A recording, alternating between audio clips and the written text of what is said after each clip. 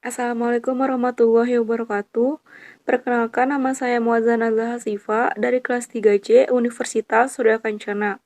Di sini saya akan melanjutkan tugas yang telah diberikan oleh Bapak Dr. M. Rendi Aryandi, SHMH.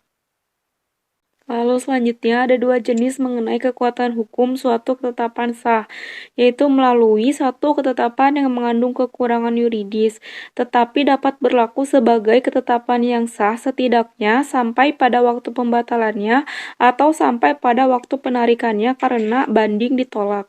Yang kedua ada pertetapan yang mengandung ketetapan yuridis disebut ketetapan sampurna yang berlaku sah hanya sementara waktu saja karena alat negara yang wajib mengadakan banding tidak hanya menyelidiki segi yuridis atau suatu ketetapan, tetapi juga harus mempertimbangkan bijaksana atau tidaknya perbuatan ketetapan. Lalu ada dua macam kekuatan hukum. Yang pertama ada kekuatan hukum formal dan yang kedua ada kekuatan hukum material. Penjelasannya, suatu ketetapan mempunyai kekuatan hukum formal bila mana ketetapan itu tidak lagi dapat dibantah oleh suatu alat hukum. Dengan demikian ketentuan itu sah.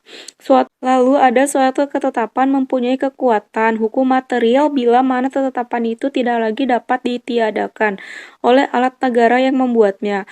Lalu ada macam-macam golongan keputusan tun diantaranya ada ketetapan deklaratoire adalah ketetapan yang menyatakan atau menetapkan atau mengingatkan suatu hubungan hukum.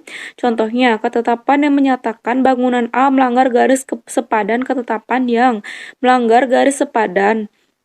Ketetapan yang menyatakan bahwa B mendapat cuti 12 hari kerja.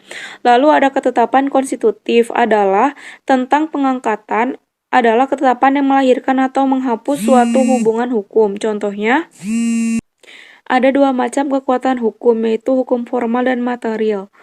Penjelasannya, suatu ketetapan mempunyai kekuatan hukum formal bila mana ketetapan itu tidak lagi dapat dibantah oleh suatu alat hukum. Dengan demikian ketentuan itu sah.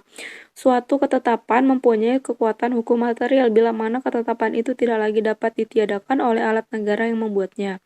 Lalu ada macam-macam golongan keputusan tun, diantaranya ketetapan deklarator dan Prince membedakan ketetapan yaitu izin adalah ketetapan yang ditujukan kepada suatu objek yang sebenarnya dilarang. Lisensi adalah ketetapan yang memberikan izin usaha terhadap objek yang bukan termasuk pekerjaan pemerintah.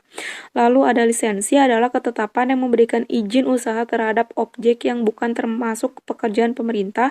Lalu ada konsesi adalah ketetapan yang memberikan izin terhadap suatu objek yang dikerjakan bersama antara swasta dan pemerintah. Baik, mungkin itu saja yang dapat saya sampaikan. Mohon maaf bila ada kesalahan, dan saya akan lanjut lagi di next video. Assalamualaikum warahmatullahi wabarakatuh.